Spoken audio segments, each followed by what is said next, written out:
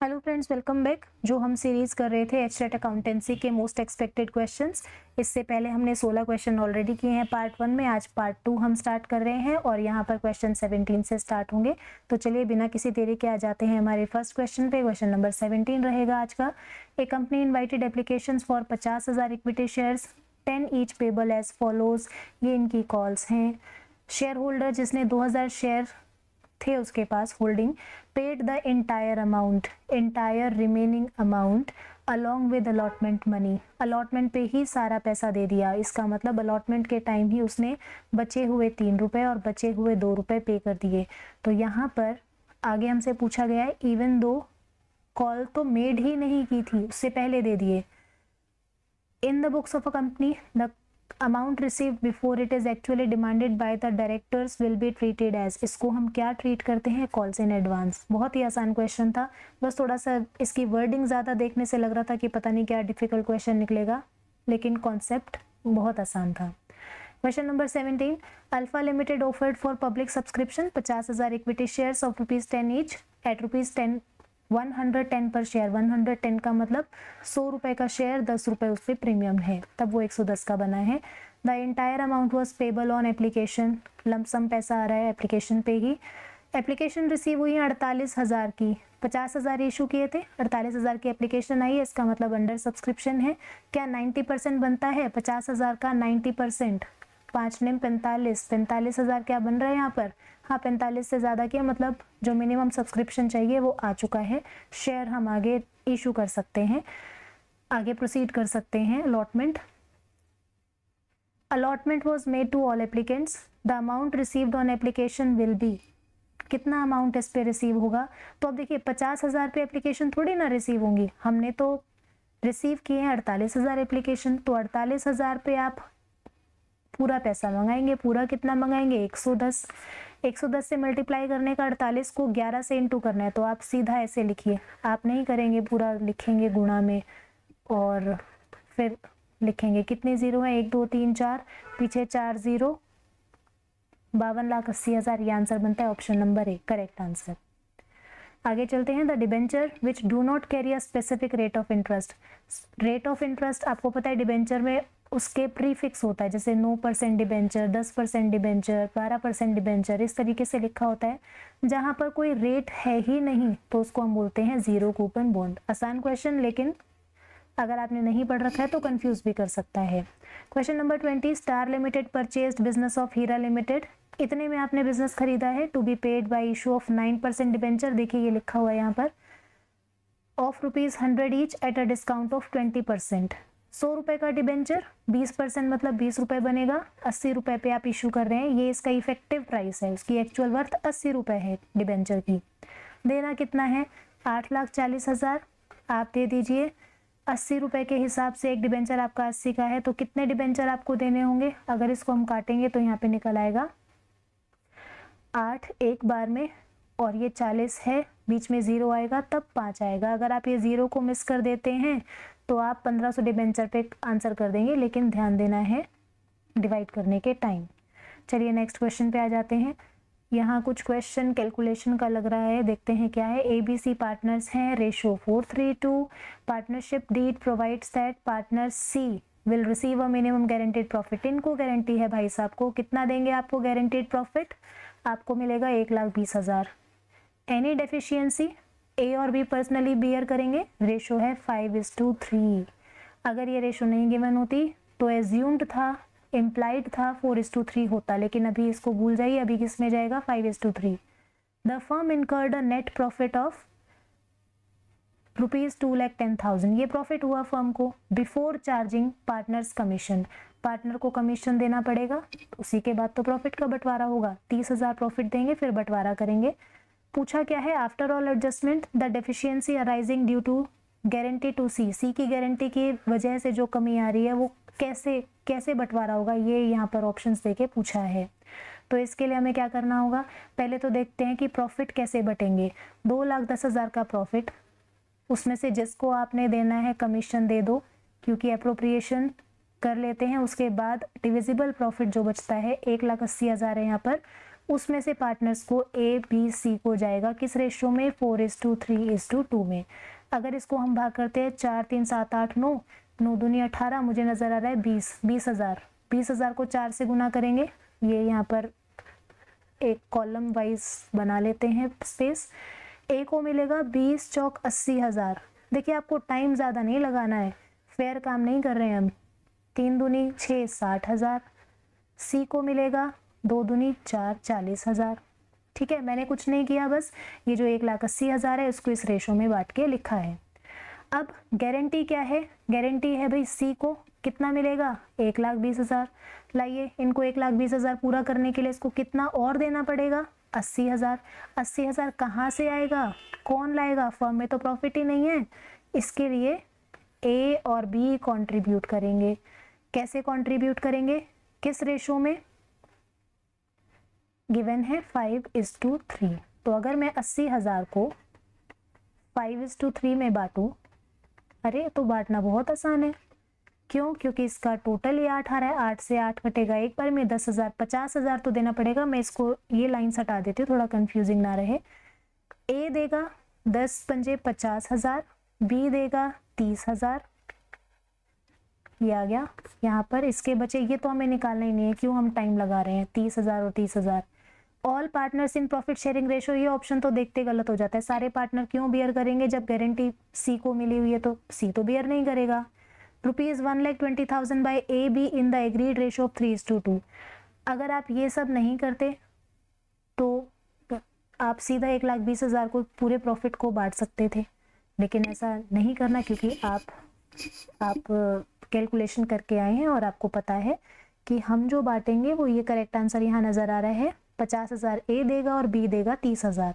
Only ए का सवाल ही नहीं उठता जब क्वेश्चन ही कह रहा है कि ए और बी बॉन्ड करेंगे। तो यहाँ पे करेक्ट ऑप्शन है option number C. Question number 22, a firm earned average profit of 1,50,000 during the last few years. ये एवरेज प्रॉफिट आपको दे दिया। The normal rate of return in the industry में नॉर्मली 10% कमाया जाता है, और बिजनेस का हमारा कैपिटल एम्प्लॉयड है 12 लाख। ठीक है, पूछा क्या है, if goodwill is valued at 3 years purchase of super profit, the value of goodwill will be. Goodwill की वैल्यू निकालनी है, तो पहले हम देखते हैं कि हमारा नॉर्मल प्रॉफिट क्या होना चाहिए। नॉर्मल प्रॉफिट क्या होता है, कैपिटल एम्प्लॉयड, कितना पैसा मैंने बिजनेस में लगा रखा है, 12 लाख। 12 लाख पे अगर मैं इंडस्ट्री की बात करूं तो 10% कमाया जाता है नॉर्मली। 12 लाख पे 10%, 1,20,000 कोई भी फर्म कमा सकती है, क्योंकि इंडस्ट्री का रेट ये है। लेकिन आप चेक करेंगे आपका एवरेज प्रॉफिट क्या है, आप क्या कमा रहे हैं एक्चुअल में, आपके बिजनेस में क्या प्रॉफिट चल रहा है। आप कमा रहे हैं 1,20,000, यहाँ पे आप 30,000 फालतू कमा रहे हैं, 30,000 इंडस्ट्री रेट से एक्स्ट्रा कमा रहे हैं, और इसको पता है आप क्या बोलते हैं, सुपर प्रॉफिट। ठीक है, सुपर प्रॉफिट निकल आया। अब दिया हुआ है 3 years purchase of super profit, यही 3 से मल्टीप्लाई करो और सीधा आंसर निकालो, 90,000। ऑप्शन नजर आ रहा है, बिल्कुल ठीक, सबसे पहला है option number A correct answer. आगे देखिए, ए बी पार्टनर्स हैं, पार्टनरशिप के बढ़िया बढ़िया क्वेश्चन आ रहे हैं यहाँ पर। रेशो है 5:3। Their balance sheet showed the following reserves at the time of admission of C. अच्छा, यहाँ पे एक पार्टनर आ रहा है, उस टाइम पर क्या क्या रिजर्व्स हैं। जनरल रिजर्व है 1,20,000 का, जनरल रिजर्व का नेचर होता है credit. Profit and loss account है, क्रेडिट बैलेंस इन्होंने खुद ही कह दिया, तो ये क्रेडिट। एडवर्टीजमेंट सस्पेंस अकाउंट, ये फिक्टिशियस एसेट होती है, राइट ऑफ करनी होती है, नेचर होता है debit. C was admitted for 1/4 share in profit, वो 1/4 शेयर के लिए आ रहा है, 1/4 गेन कर लेगा आते इन सब में। At the time of admission the net amount to be credited to as capital account. अगर वो इसका सोल्यूशन ना करे, इसको राइट ऑफ ना करे, तो ए सी आते इसमें अपना शेयर 1/4 एज्यूम कर लेगा। तो इसका सोल्यूशन क्या है कि हम इन सबको, इसका नेट इफेक्ट निकालते हैं। ये क्रेडिट इनको जोड़ा 1,60,000, 1,60,000 तो क्रेडिट है, और जो डेबिट का है उसको माइनस कर देते हैं, यहाँ पर आ जाएगा 1,44,000। इस 1,44,000 को आज की डेट में ही बांट के खत्म करते हैं, कैसे, ओल्ड पार्टनर ओल्ड रेशो में। करेक्ट, तो इसको हमसे पूछा क्या है, सिर्फ ए का पूछा है तो हम दोनों का क्यों निकाले, 1,44,000 पे ओल्ड पार्टनर ए है, ए का ही पूछा है, उसकी रेशो ओल्ड रेशो 5/8। अगर हम इसको कैलकुलेट करेंगे तो हमारा आंसर निकल के आएगा, इसको कैलकुलेट करते हैं, 8 से 8 एकम 8 और यहाँ पे बचा 8 6 14 64, 8 बार में, और यहाँ पे बचा 3 0, 18 पंजे 90 होता है तो 90,000 ऑप्शन नंबर बी। फटाफट से हो गया। नेक्स्ट चलते हैं। एबीसी पार्टनर्स हैं, फिर से पार्टनरशिप का देखिए क्वेश्चन है, sharing profits and losses in the ratio this C retires, यहाँ पे सी रिटायर हो रहा है, ये वाला पर्सन जा रहा है, and is credited for ₹9,000 as goodwill, goodwill के नाम के दे दिए। How much will be debited to A in respect of goodwill adjustment, A से कितना चार्ज किया जाएगा, कितना डेबिट करेंगे उससे। देखो जब सी जा रहा है तो उसका अमाउंट आपको निकाल के दे दिया, आपका काम आसान कर दिया। अब ये 9,000 जो जाने वाला पार्टनर है, सेक्रीफाइस करके जा रहा है, तो इसको कौन बियर करेगा, इसको कौन कौन कंट्रीब्यूट करेगा इसके लिए, रिमेनिंग पार्टनर। रिमेनिंग यहाँ कौन है, ए और बी। अब डाउट आता है किस रेशो में करेंगे, तो ये करते हैं अपना गेनिंग रेशो में। अब आप पूछेंगे गेनिंग रेशो तो क्वेश्चन में दी ही नहीं हुई, कैसे निकालें, तो आपको बेसिक लॉजिक पता है कि जब गेनिंग रेशो ना गिवन हो तो जो ओल्ड रेशो है वही बन जाती है गेनिंग रेशो, या जब तक ये ना कहा गया हो कि किस तरीके से वो अपनी रेशो को एडजस्ट करेंगे। कुछ नहीं कह रखा, old ratio is gaining ratio, तो ये यहाँ पर 5:4 में डिवाइड होगा। पूछा किसके लिए है, ए के लिए, तो 9,000 पे आप सीधा सीधा ए का पोर्शन, ए की रेशो 5/9, ये तो बहुत आसान है काटना, एक बारी में जा रहा है 5,000, ऑप्शन नंबर सी। ठीक है, ऑप्शन नंबर सी हमारा करेक्ट आंसर आ गया। आगे चलते हैं। इंटरेस्ट एक्रूड, ये कॉन्सेप्चुअल क्वेश्चन है। Interest accrued but not due, due नहीं हुआ है अभी लेकिन एक्रू हो चुका है, will be shown under the heading, इसको हम करंट लाइबिलिटी शो करते हैं कि एक्रू हो चुका है और ये हमारी करंट लाइबिलिटी बन चुकी है, आने वाले टाइम में देना होगा। नेक्स्ट चलते हैं। द ट्रांजैक्शन, ये ट्रांजैक्शन को पढ़ते हैं, क्या गिवन है, एक्विजिशन ऑफ मशीनरी, आपने मशीनरी खरीदी है by issue of equity share, machinery आई, आपको रिसीव हुई और बदले में क्या गया, पैसा नहीं, क्या गए हैं, शेयर्स। तो पूछा है आगे, will result in cash inflow, नहीं भाई, कैश आउटफ्लो नहीं, फिर से आउटफ्लो लिखा हुआ है। Correct option is option number D, no flow of cash. आपको ये नहीं देखना जल्दी से कि इतने रुपए के इक्विटी शेयर्स इशू किए हैं तो इक्विटी शेयर्स के पैसे आ रहे हैं, या मशीनरी खरीदी है तो मशीनरी के लिए पैसे जा रहे हैं, ना कोई इनफ्लो है ना कोई आउटफ्लो है। क्वेश्चन नंबर 27, बहुत ही बढ़िया क्वेश्चन है और इम्पॉर्टेंट भी है क्योंकि ऐसा पूछे जाने के चांसेस हैं। Which of these is not a fundamental accounting assumption, fundamental accounting assumption अगर मैं आपको बताऊं तो ये अकाउंटिंग स्टैंडर्ड 1 में मेंशन है और इसमें से ऑप्शन नंबर डी वाली नहीं है, नॉट डी नहीं है। गोइंग कंसर्न, एक्रूअल और कंसिस्टेंसी, ये हमारी अकाउंटिंग स्टैंडर्ड 1 में मेंशन्ड है प्रॉपरली कि ये हमारी फंडामेंटल है, बेसिक अकाउंटिंग अजम्पशन सी होती हैं। अब मैं आपको एक ट्रिक बताती हूँ, इसको मैंने अपने एचटेट के टाइम कैसे याद किया था कि ये फंडामेंटल होती हैं कैग से। अब आपको याद रहेगा कंसिस्टेंसी, एक्रूअल और गोइंग कंसर्न, तो इसको आप ज़रूर से याद कर लो कि ये फंडामेंटल अकाउंटिंग होती है। और डी किस में हुई है ये भी आपको पता होना चाहिए, ये अकाउंटिंग स्टैंडर्ड 1 में मेंशन है। 28, adopting of accounting standard, as किसके लिए मैंडेटरी है, वर्ड पे ध्यान देना, मैंडेटरी पूछा है। मैंडेटरी तो कंपनीज के लिए होता है, पार्टनरशिप और सोल ट्रेडर के लिए ऑप्शनल है और ये कंपलसरी हो जाता है जब वो एक स्पेसिफाइड क्राइटेरिया मीट कर लेते हैं या एक लेवल क्रॉस कर जाते हैं, ठीक है, लेकिन कंपलसरी तो कंपनीज के लिए ही होता है। आगे बढ़ते हैं। Which of the following is a Contra entry, Contra entry आपको पता है ना, लेजर में ऐसे लिखते हैं, कैश बुक में लिखते हैं ऐसे लेजर फोलियो में सी और फिर सर्कल। कब लिखते हैं कॉन्ट्रा एंट्री, जब आपका कैश और बैंक के बीच में ही ट्रांजैक्शन होता है, कैश बैंक में डिपॉजिट कराया, पैसा गया, या फिर बैंक में पैसा था वो कैश में निकाल लिया, बैंक और कैश के बीच में जब ट्रांजैक्शन हो। देखते हैं ऑप्शन थोड़े कंफ्यूजिंग रहेंगे आपके लिए, हो सकता है आपको सारे सेम लगे।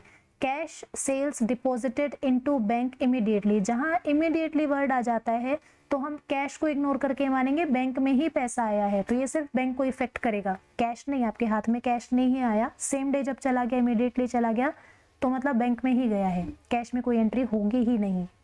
Check received and deposited into the bank on same day, cheque आया, आपके हाथ में चेक्स इन हैंड था, लेकिन आपने उसको बैंक में सेम डे जमा करा दिया, तो वो चेक्स इन हैंड की एंट्री नहीं होगी, डे एंड पे जब वो आपके बैंक में जमा हो चुका है, इसका मतलब वो आपका बैंक में माना जाएगा, सीधा कैश में नहीं। Correct. Next, check received on previous day deposited into bank on the next day, जब एक दिन बीच में निकल गया तो डे एंड पे आपने उसको लिखा होगा कि मेरे पास, ये लिखा जाता है चेक्स इन हैंड, आपके पास एक पेपर है जिसकी वर्थ है, उस पे जो अमाउंट लिखा हुआ है, और उस पेपर को बोला जाता है cheque in hand, cheques in hand. तो आपके पास चेक्स इन हैंड आया पहले दिन, डे 1, अगले दिन वो चेक्स इन हैंड चला गया बैंक में, तो यहाँ पर ये एंट्री है कॉन्ट्रा एंट्री, जब आपके checks in hand cash and cash equivalent था, वो आपका बैंक में कन्वर्ट हो गया। करेक्ट। तो ये वाला आपका ऑप्शन करेक्ट होगा, जहां एक दिन का गैप आ रहा है, अ कस्टमर डायरेक्टली डिपॉजिट हो गया तो वो सीधा बैंक में ही जाएगा, कैश का तो यहाँ रोल ही नहीं आया, तो कैश और बैंक के बीच में ट्रांजैक्शन हुई है, कैश एंड कैश इक्विवेलेंट के बीच में, ऑप्शन नंबर 3 में, कि पहले दिन आया तो वो चेक था हमारे पास, एक अलग सिक्योरिटी थी, और दूसरे दिन हमने उसको बैंक में जमा कराया, ऑप्शन नंबर 3। 30 पे आ जाते हैं। A trader sold goods having a list price of 50,000 to a customer at 20% rate discount. The customer made immediate payment and was allowed an additional 5% cash discount. Freight charges भी दे रखे हैं यहाँ पर, paid by the seller on behalf of the customer were recovered separately. उसकी तो लेन then separately हुई है in cash. In the books of the seller, the amount to be posted to the discount account, discount account में कितना post करेंगे, ये हमने इससे पहले भी किया है क्वेश्चन, इससे पहले वाली वीडियो में भी। देखिए 50,000 है लिस्ट प्राइस, इस पे आप लगाएंगे ट्रेड डिस्काउंट, किस रेट से लगाएंगे, 20%, 5 दूनी 10,000 बनेगा। ध्यान रखेंगे हमेशा पहले ट्रेड डिस्काउंट लगता है, कैश डिस्काउंट लगता है आफ्टर ट्रेड डिस्काउंट, और सिर्फ उसी पार्ट पे जितना आप पे कर रहे हो, यहाँ तो इमीडिएट सारी पेमेंट हो गई है, कुछ नहीं कहा कि आधा अधूरा पैसा दिया है, तो आप माइनस करेंगे यहाँ पर कैश डिस्काउंट। कैश डिस्काउंट आपका कितना है, 5%, 5 चौक 20, 2,000 आपका आ गया कैश डिस्काउंट, 38,000 पे किया गया है। हमसे पूछा है कि डिस्काउंट अकाउंट में बताओ कितना जाएगा, अब आप कहोगे ये रहा डिस्काउंट, ये रहा डिस्काउंट, 2 डिस्काउंट है, 10 और तो 12,000 लिखना चाहिए, लेकिन नहीं, वी नो वेरी वेल कि हम अपनी बुक्स में सिर्फ कैश डिस्काउंट रिकॉर्ड करते हैं, no trade discount is recorded, no recording. इसको सिर्फ हम कैलकुलेट करके और डिडक्ट कर देते हैं कि इतना ट्रेड डिस्काउंट मिला, रिकॉर्ड करते हैं कैश डिस्काउंट को, तो 2,000, अरे 2,000 तो यहाँ भी और यहाँ भी है, मतलब चेंज अब इसमें भी बताना है कि डेबिट करे कि क्रेडिट करे। देखिए किसकी बुक्स की बात हो रही है, सेलर।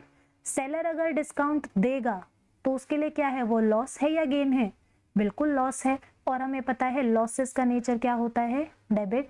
तो यहाँ पर हमारा करेक्ट ऑप्शन बनने वाला है ऑप्शन नंबर ए, सी नहीं, ये जाएगा बायर की बुक में, क्योंकि बायर को डिस्काउंट मिल रहा है, उसके लिए गेन है, वो क्रेडिट करेगा, हम क्या करेंगे, सेलर हैं तो डेबिट। 31 बिल ऑफ एक्सचेंज का आ गया। बिल ऑफ एक्सचेंज में आप ना रिपीटेड बार बार ऐसे क्वेश्चन करेंगे तो आपको कॉन्सेप्ट माइंड में बिल्कुल स्टिक रहेगा कैसे कैलकुलेट करना है। A bill was drawn on 12th June for 2 months। इससे पहले हमने डेज वाला काउंट करके देख लिया था, चलिए आज मंथ्स वाली प्रैक्टिस कर लेते हैं। 12 जून की डेट है, 2 महीने आगे बढ़ना है, 1 महीना आगे बढ़े तो 12 जून से क्या आ गया, 12 जुलाई, और आगे 1 महीना बढ़ो क्योंकि अभी 1 महीना हुआ है, 12 अगस्त, आगे बढ़ गए, दूसरा महीना भी हो गया, 2 महीने बोले थे हो गए। क्या 12 अगस्त आंसर होगा, नहीं, क्यों, क्योंकि अभी क्या रहता है, अभी हमारा ग्रेस पीरियड, ग्रेस डेज देने 3 दिन के, 15 अगस्त की डेट आ गई, 15 अगस्त हमारा राइट आंसर होगा। दिख तो रहा है ऑप्शन नंबर सी, क्या करेक्ट करें, नहीं, क्योंकि अभी क्या करना है, 1 दिन माइनस करना है। अरे ग्रेस पीरियड तो सुना है +3 दिन होता है, ये -1 क्या हो गया, डिस्ग्रेस हो गया क्या, नहीं, ये 1 दिन माइनस होता है अगर आपका 15 अगस्त क्या होता है? National holiday. नेशनल हॉलीडे क्यों है हमारी कंट्री में? हमारा ये है हमारा इंडिपेंडेंस डे। नेशनल हॉलीडे है इसलिए क्या हो जाएगा? एक दिन माइनस 14 यहाँ पे करेक्ट आंसर होगा। अगर आप इस बात को ध्यान ना रखते हुए ये मेंशन कराते हैं तो आंसर गलत हो जाएगा। 32 ए सेकेंड हैंड मशीन, पुरानी मशीन खरीद रहे हैं हम तो कोई, इंदौर में ड्यूरिंग ट्रांजिट, जब उसको यहाँ लाया गया, आप जहाँ कहीं भी रह रहे हैं मतलब लाया गया है वहाँ से, the machine was damaged and the cost of repairs, अरे रिपेयर कराना पड़ गया 20,000 का। This expense is treated as, repairs तो आपको पता है रिपेयर्स क्या होते हैं? रेवेन्यू नेचर के होते हैं, तो यहाँ रेवेन्यू एक्सपेंस होना चाहिए। लेकिन हम ध्यान देंगे हमने खरीदी है मशीन, हम मशीन को जब खरीद कर ला रहे हैं, मशीन क्या है? Capital asset. कैपिटल एसेट कहीं भी कैसे भी खरीदो। अब आपका डाउट आएगा कि सेकंड हैंड, मैंने जानबूझ के सेकंड हैंड यहाँ डाला था कि ये कॉन्सेप्ट भी आपको क्लियर हो कि चाहे सेकंड हैंड मशीनरी हो, अगर आप कोई फिक्स्ड एसेट खरीद के ला रहे हो, ब्रांड न्यू ले आओ या सेकंड हैंड ले आओ, जब तक उसको खरीदने से लेकर वर्किंग कंडीशन में लाने तक आप जो भी उसमें खर्चे कर रहे हैं वो आपके खर्चे काउंट हो जाते हैं कैपिटल एक्सपेंडिचर में। उस मशीन की, उस फिक्स्ड एसेट की वर्थ में ही उसको काउंट करते हैं, उसी की कॉस्ट बन जाती है। तो ये जो 20,000 हैं ये हमारा मशीन की, यहाँ एज्यूम कर लेते हैं आपने 50,000 की मशीनरी खरीदी, 50,000 की मशीनरी पे 20,000 उसमें जो रिपेयर हुआ जोड़ो, तो हम यहाँ मशीनरी की कॉस्ट जो बुक्स में दिखाएंगे ना वो 70,000 से दिखाएंगे। अब हम नहीं लिखेंगे 50,000 की खरीदी, हम उसको करेंगे 70,000 से। तो ये जो 20,000 है ये मशीनरी की कॉस्ट में ऐड होता है। और मशीनरी क्या होती है? कैपिटल एक्सपेंस, क्योंकि वो फिक्स्ड एसेट है। तो यहाँ पर कैपिटल एक्सपेंस हमारा करेक्ट आंसर होने वाला है। नेक्स्ट पे आ जाते हैं। In the trial balance are shown, क्या क्या दिया हुआ है ट्रायल बैलेंस में? ये चीज़ें दी हुई हैं, डेटर्स, बेड डेट्स, फिर है बेड डेट का प्रोविजन, मतलब ये पुराना बना हुआ है। For creating a provision for doubtful debts at the rate 10% on debtors, the profit and loss account will be debited by, कितना प्रॉफिट एंड लॉस में डेबिट जाएगा ये हमें चेक करना है। तो देखिए क्या कैसे सॉल्व करते हैं। बैलेंस शीट में क्या ट्रीटमेंट होगा, क्योंकि वहीं से हम चेक करते हैं कितना प्रोविजन बनाना है। 2400 के आपके डेटर्स हैं, ठीक है, उस पे आप जो बेड डेट्स हैं वो माइनस करो कि 221 तो मेरे डूब गए, तो यहाँ आपका बचेगा 2179, ठीक है। अब ये हैं हमारे good debts, bad debt minus हो गए तो गुड डेट्स बच गए। गुड डेट पे क्या लगाएंगे हम? 10% का प्रोविजन, यहाँ तो 10% पूरा पूरा बनेगा नहीं, तो ये बनेगा 217.9। क्या मैं इसको राउंड ऑफ कर दूं, 218 रुपए कर दूं? हाँ बिल्कुल कर दो। नया प्रोविजन हमें 218 का बनाना है इस साल में, इस फाइनेंशियल ईयर में, करेक्ट। अब पीएनएल में आ जाते हैं। पीएनएल में क्या होगा? सबसे पहले हम लिखते हैं बेड डेट, कितना पैसा डूबा? 324। फिर हम लिखते हैं न्यू प्रोविजन कितना बनाना है, अभी तो चेक किया 218 का बनाना है। फिर उसमें से क्या माइनस करते हैं कि हमारा यहाँ ऐड करें, या चलो सॉल्व भी कर लेते हैं साथ साथ, इसको ऐड कर लेते हैं। ये ऐड करके आ जाएगा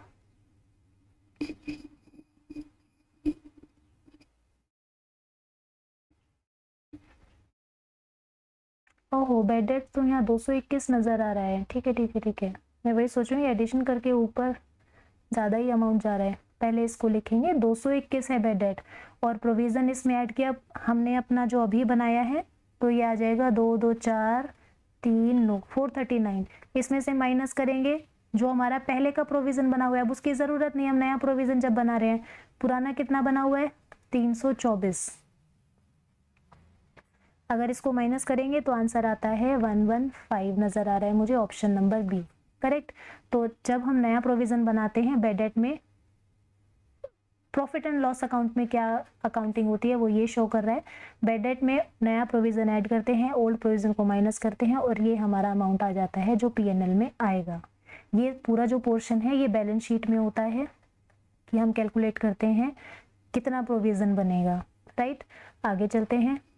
In the single entry system, which two methods are used to ascertain profit or loss? Profit और loss निकालने के लिए दो methods हमारे, थियोरी क्वेश्चन है ये और इम्पॉर्टेंट है, कहीं किसी पेपर में नहीं आया है, लेकिन आपसे पूछा जा सकता है। तो यहाँ आप इसको याद रखेंगे कि हमारे 2 मेथड्स होते हैं, स्टेटमेंट ऑफ अफेयर्स मेथड और कन्वर्जन मेथड। हम जो प्रैक्टिकली करते हैं, क्लास में करते हैं, कराते हैं, वो ये करते हैं। ये मेथड कॉमनली यूज़ नहीं होता, लेकिन आपको दोनों मेथड्स के नाम होने ज़रूरी हैं। तो ये हमारा थ्योरी बेस्ड क्वेश्चन हो गया। यहाँ पर आज हमने लगभग 17 से लेकर 34 तक 18 क्वेश्चन हमने आज कर लिए हैं इस वीडियो में। अभी स्टिल कुछ क्वेश्चंस बाकी हैं जो हम इसके नेक्स्ट पार्ट में करेंगे।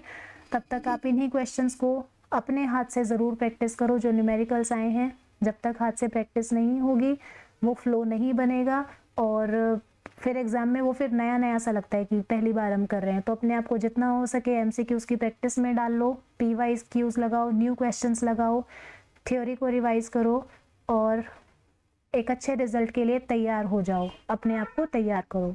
सो आज के लिए इतना ही। Thank you. वीडियो को लाइक शेयर सब्सक्राइब करना। ये मैसेज मैं वीडियो में सबसे लास्ट में देती हूँ क्योंकि मेरा टारगेट पहले आप तक अपनी नॉलेज पहुँचाना है, बेस्ट कंटेंट पहुँचाना है।